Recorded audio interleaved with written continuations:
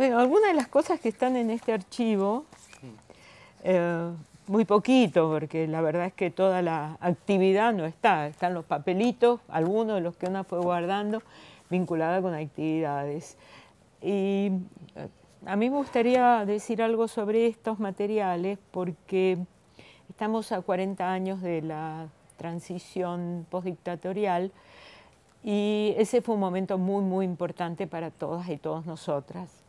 Fue el momento en que volvimos a la Universidad de Buenos Aires.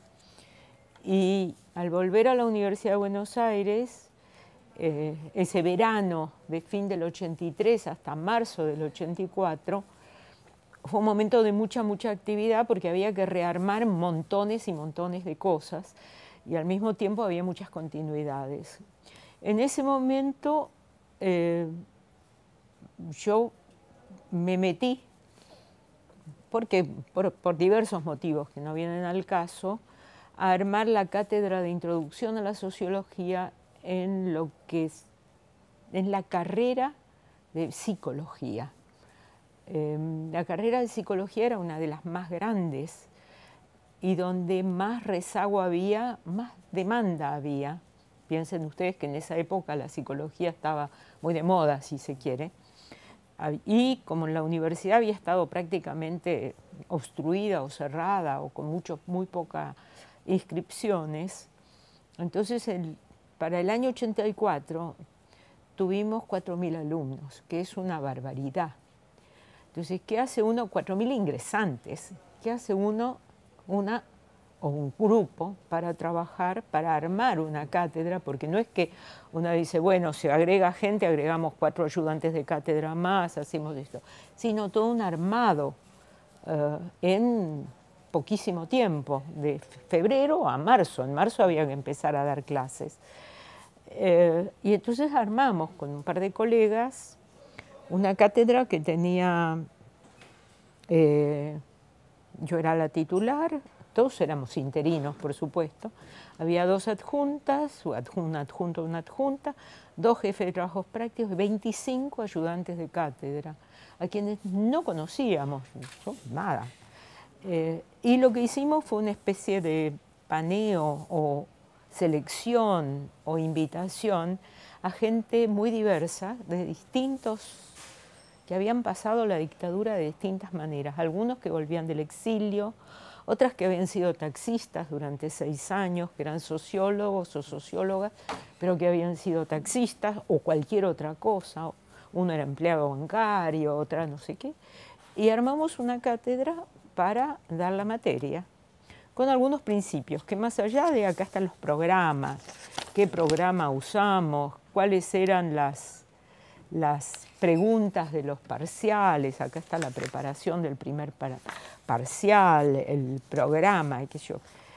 Más allá de eso, fue lo que ahora se llama un happening. O sea, no era solamente que íbamos a dar tal materia, sino cómo lo íbamos a hacer. Entonces ahí tuvimos una decisión con mis colegas, que eran él y la adjunta, que una de las cosas que íbamos a hacer iba a ser muy riguroso nuestro trabajo. O sea, íbamos a entrar y empezar la clase exactamente en el horario, nada de, bueno, pasaron 20 minutos, 15, que gente... Y al mismo tiempo que íbamos a disciplinar en el tiempo, íbamos a romper los atributos de autoridad. Entonces, nadie venía a dar clase en traje, como era lo normal. Había que informalizar la vestimenta, la manera, pedirle a los alumnos que nos tuteen. Yo daba la clase sentada arriba del escritorio, no así, sino ahí, arriba del escritorio, en pantalones en aquella época no era lo normal para una señora profesora. O sea, romper en la performance, en la manera de actuar, romper con los estereotipos de autoridad y al mismo tiempo mantener la disciplina, mantener el orden, el rigor y todo eso. No fue una tarea fácil porque los alumnos y las alumnas no entendían lo que estaba pasando. Entonces, en mi memoria ese momento, y ahora recuperándolo a 40 años, es como muy central en mi trayectoria.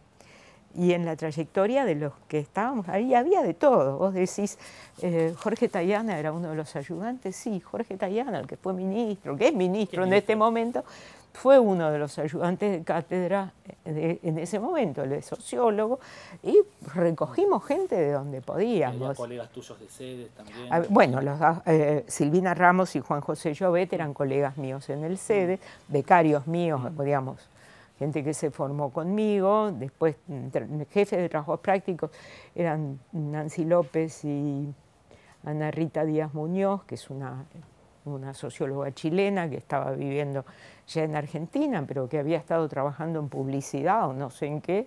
Y le dije, Ana, era amiga, o sea, amigos, conocidos, recomendados, gente con la cual yo después seguí trabajando. Por ejemplo, el libro Él podría ser yo lo hicimos con Pablo Vila.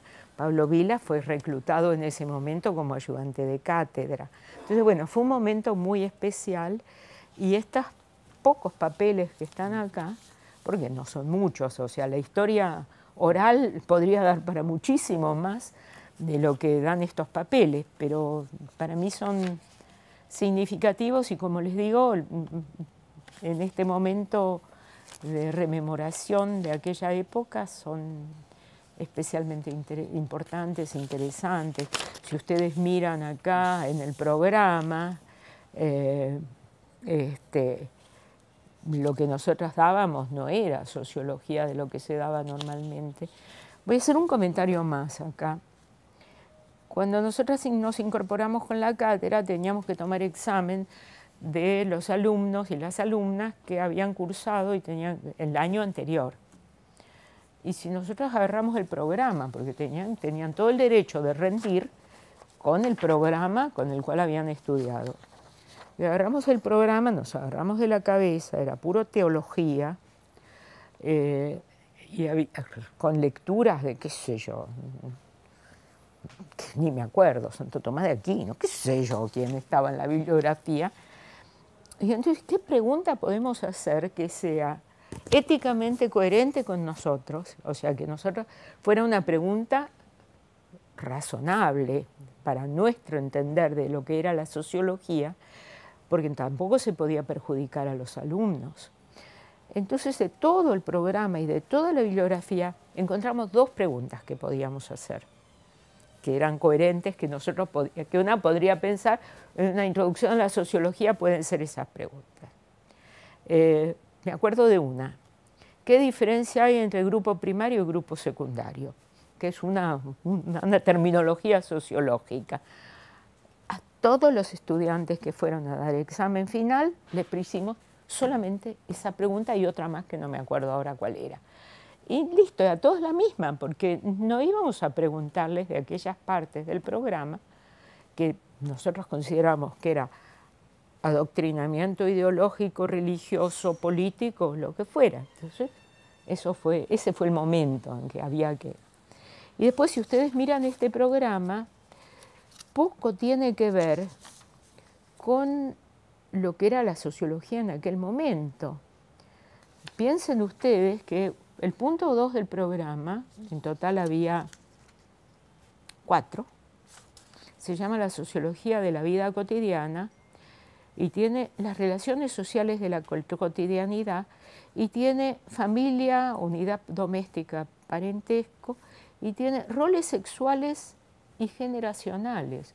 O sea, en aquel momento ya nosotras, el tema de género, no se llamaba género, no existía la palabra género, pero la perspectiva de género ya la teníamos puesta allí.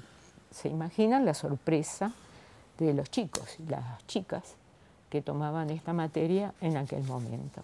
Así que bueno, por eso yo, cuando me pidieron qué caja rescataría o qué sacaría, sacaba esto, aunque sabía que había poquito, pero bueno, es un poquito significativo.